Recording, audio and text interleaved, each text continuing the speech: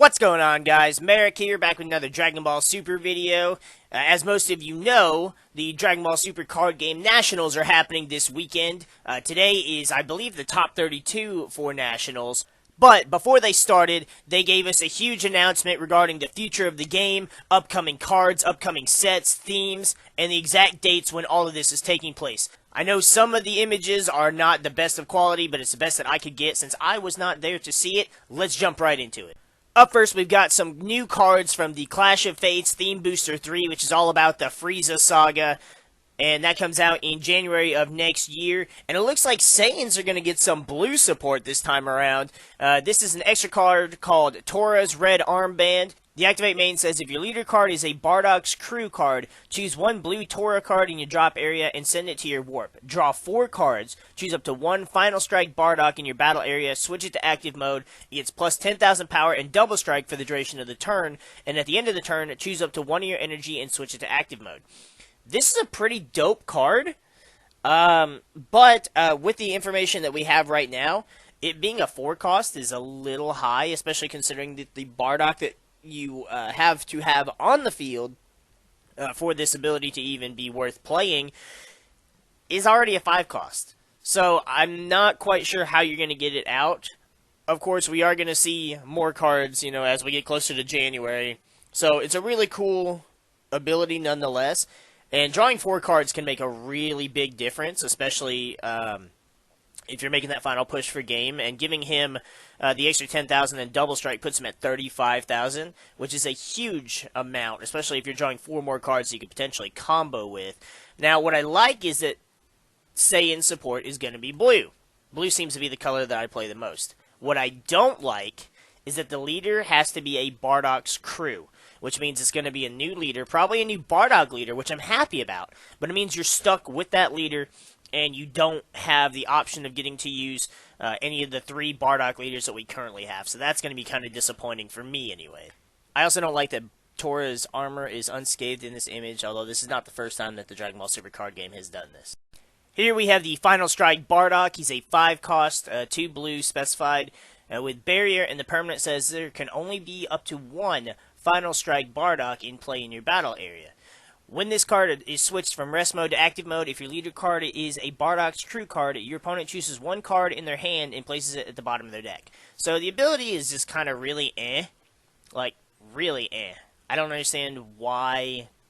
What is the point there? Unless blue is going to have a lot more, like, of a hand destruction, hand control kind of theme to it, but just with this knowledge alone for these 2 cards, it really does not seem like this Bardock is that great. I love the card art for sure, and I hope this is a super rare. We can't tell because of the card image, and I'm sure they probably did it that way on purpose, but I'm really looking forward to building this stuff, especially as Bardock is one of my favorite characters. This Bardock, the original Bardock that we had, not the new Bardock that they're showing us in the Brawley movie. Don't get me started on that one. But so far, this card is really subpar. If there's an easier way to get him out, then it'll be better. But playing him for 5 and then having to wait until you have 4 extra energy to be able to play the Torez Red Armband just kind of, it doesn't work well. I mean, sure, we've got Sensu Beans, we've got Unyielding Spirit Trunks, but that's a lot of effort to be able to go through that. So hopefully there's an easier way to get out this Bardock, maybe with a Tora battle card. If it's KO'd, you can bring him out, or maybe you can evolve a Bardock into this one. Who knows? But as of right now, the card looks great. The effect is very unimpressive. Then we've got a pretty solid negate and paralysis technique. It's a 1-cost red negate, so Frieza is going to get some new red support with this set. Negate the attack, and if your leader card is a red Frieza's Army card, choose your opponent's leader card and all of their battle cards, and they get minus 5,000 power for the duration of the turn. So you're probably not going to KO much with that, like you would with the afterimage technique, but you're going to weaken pretty much everything, and you might even make it harder for them to deal damage to your battle cards or your leader. So I think this is going to be a pretty good card, and I'm going to assume, based on the card itself, we're probably going to get some more Ginyu support. So we can probably expect to start seeing like red-yellow Ginyu, or even red-yellow Frieza decks. Especially since most of this stuff is going to be Frieza's army as well. So it'll be compatible with like the Golden Frieza from set 1, the Frieza's Call card from set 1. It'll be pretty compatible with this stuff, which kind of irritates me a little bit that this stuff will be compatible with current support, but the Bardock stuff will not. Hopefully that's not the case. Maybe it's just the leader, but hopefully that leader will be good enough that I don't feel the way I do now about it when we get more information. Then we've got a new Frieza leader. It's Frieza Metamorphic Threat. This is the first time in the card game that we get to see Frieza's second or third form, which I guess doesn't really matter too much, but it would be nice to have more of those Frieza cards to actually have them do things. And of course, when he attacks, draw a card, and once per turn you can choose a red Frieza's Army card in your battle area and KO it, and then you choose a card in your hand and place it into your drop area, and he gets plus 5,000 power until the end of your opponent's next turn. So he's going to be 20,000 when you attack with him, and he's going to be 20,000 for the entirety of your opponent's next turn. That is actually really gross. Granted, it's costing you 2 cards to do it because you have to KO a card and you have to discard a card. But without knowing what any of the new Frieza Army support does, that might actually help fuel the strategy and the theme of the new cards. So, as of right now, it seems like it could be good, but we'll have to see what the support does. But having a 2-turn Sensu Bean is actually pretty wild for this game, and having a red Frieza leader should be interesting to see as well. Now, even though I am more excited for the new Bardock support, I am definitely excited to see this art for this leader, Son Goku, the legendary Super Saiyan. I've been waiting for Dragon Ball Super to finally give us a Goku card with the freaking art that we see here. He's got Sparking 5 that says, when this card attacks, draw 1 card, and if a Krillin card is in your drop area, this card gets plus 5,000 power and double strike for the duration of the turn. So you're hitting for 20,000 double strike, which is not bad.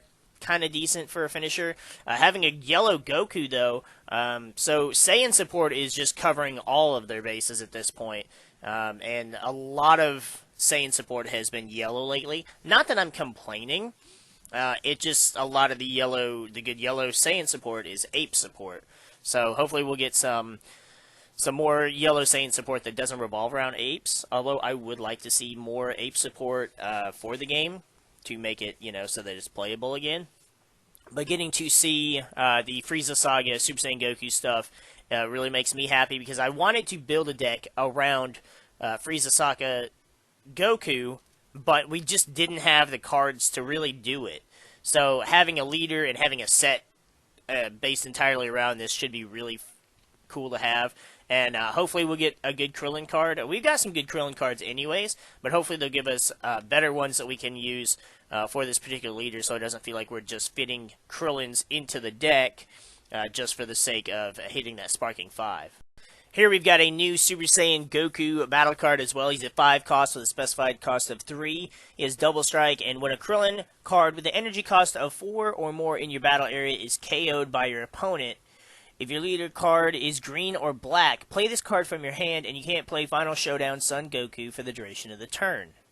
When you play this card from your hand, you choose up to one of your opponent's battle cards, ignoring barrier, and KO it. So that's nice that he gets around barrier and just can KO whatever the hell he wants, and he comes in for free, but it's only if they KO one of your Krillins.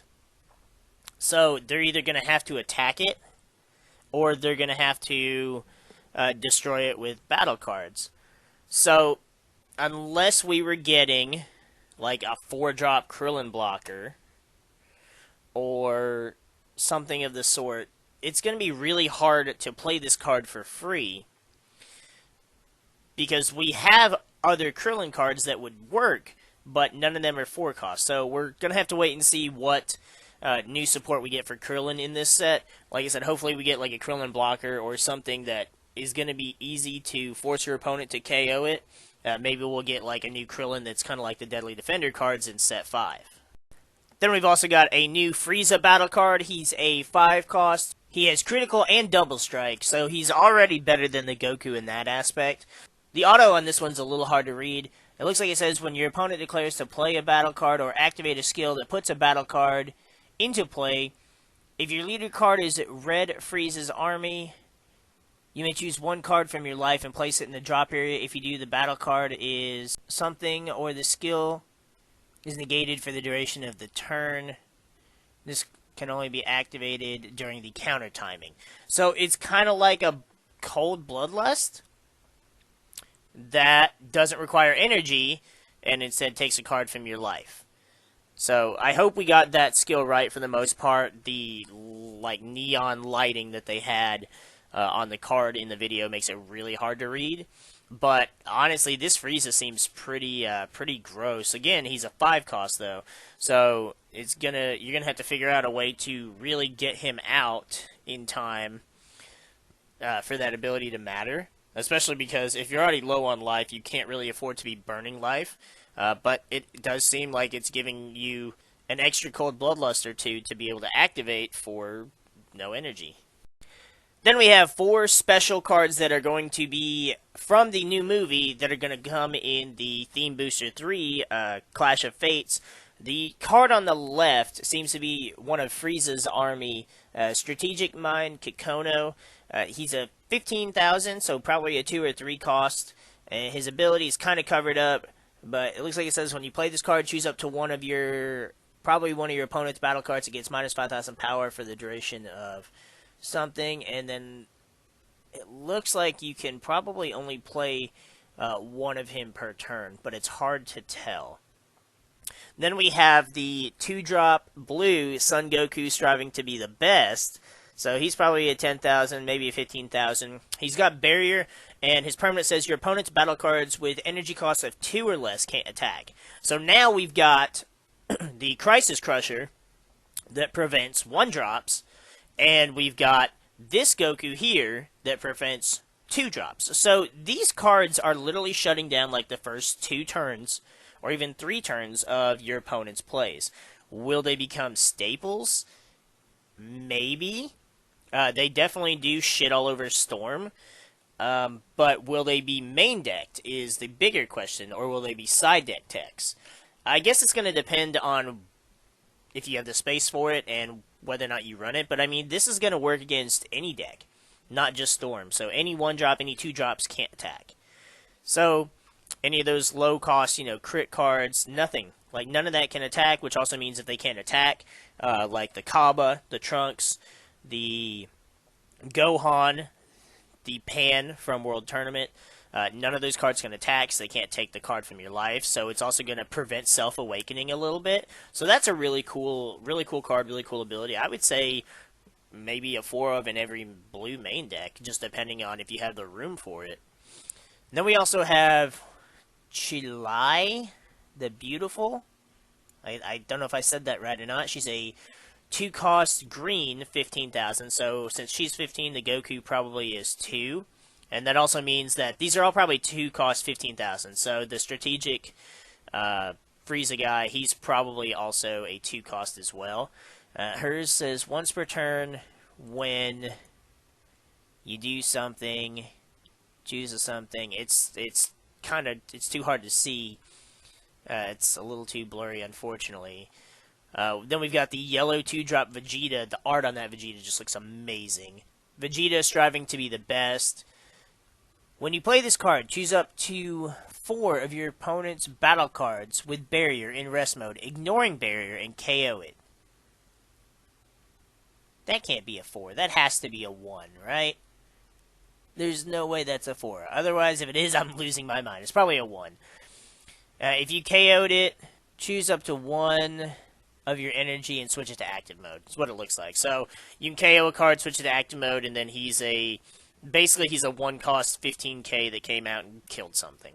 So that's not bad either. I would definitely say the Goku and the Vegeta are the 2 best cards, and blue and yellow seem to be getting a lot of great support as of late, so these cards will easily be playable as well.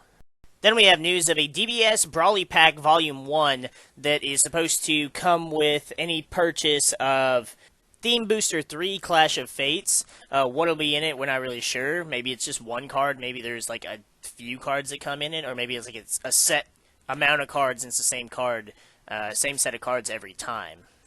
Here we've got a screenshot from a separate source. The image is not too great, but there's no abilities on them anyways.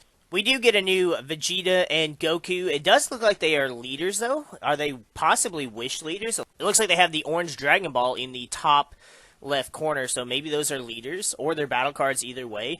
And then we also have a Brawley in the top right, and the Legendary Super Saiyan Brawley down here in the bottom left as well.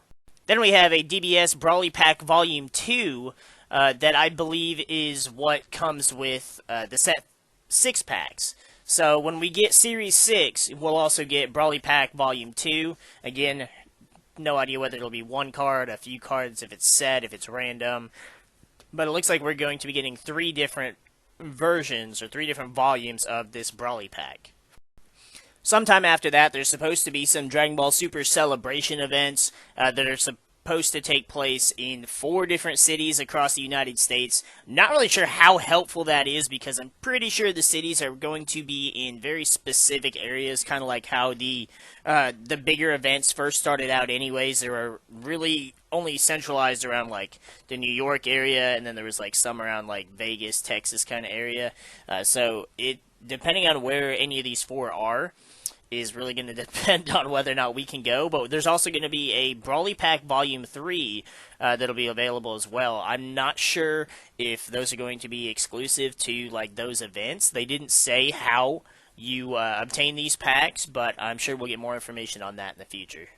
Then it appears that we won't be getting anything else until July. I'm hoping. Hopefully we'll have the theme booster in January. We'll have set 6 in March, and then hopefully they'll stop for a little while, and we won't get anything until this new block starts in July. What it'll be about, who friggin' knows at this point. There's still so much untouched potential for the Dragon Ball universe that we could see just about anything coming in the new block. And just so you guys can see it for yourself, the Brawley movie comes out January 16th of 2019. Clash of Fates, that is Theme Booster 3 about the Frieza saga, comes out sometime in January of 19. There's no specific date. The DBS Brawley Pack Volume 1 also comes out in January, probably along with the Clash of Fates. Series 6 is in March of 19, along with the Brawley Pack Volume 2. And Brawley Pack Volume 3 is also in March, along with the Dragon Ball Super card game celebrations. So I'm guessing Series 6 and Volume 2 will be at like the beginning of the month, and the celebrations and Volume Pack 3 will probably be closer to the end of the month. I'm not really sure why they're doing it January, skip until March, and then March has both Volume 2 and 3. That seems a little out of place, but again, hopefully we won't have anything else from Series 6 until that new block for Series 7. Hopefully they will give us a break like they said they were going to, because a lot of us really cannot afford to keep up with all the new sets. And really, like with every new set coming out, it doesn't give a lot of us time to build some creative new stuff and test it before a new set comes out, and then we all have to jump to that and see what's best and what works well for that stuff as well. But that's going to do it for the Nationals announcement video. Let me know what you guys think about any of the new cards, the few that we've seen, the new releases, the new themes. I'm really looking forward to some of the stuff in the Clash of Fates set. Even though Frieza Saga was not my favorite saga, I do want to see some of the new Bardock support, the Bardock crew support, along with the Super Saiyan Goku support as well. But let me know what you think in the comments below. We're going to go ahead and get the freak out of here now, and we'll see you guys in the next video.